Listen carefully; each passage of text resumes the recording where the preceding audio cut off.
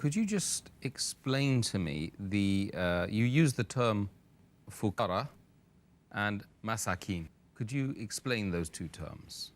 The meaning of the word Fuqara is a poor person, a person who may not have enough money or wealth for his basic necessities. May not have money for his food, lodging, boarding, clothes, furniture, etc.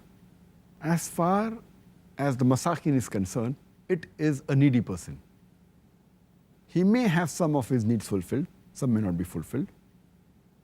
He may be very poor, he may be less poor. The different categories of Masaakeen. For example, a person may be hand to mouth.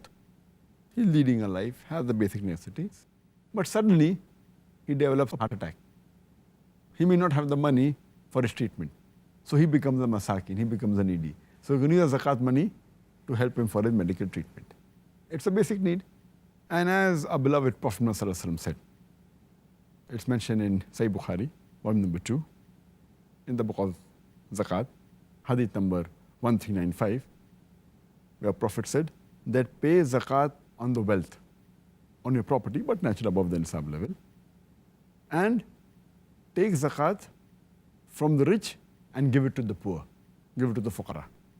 Fuqara are the poor people who may not have the basic necessities and requirements, and Masaakin is the person who's needy, and whatever is required for a need, if it's fulfilled, it can be fulfilled by zakat money. Okay, thank you very much for that explanation.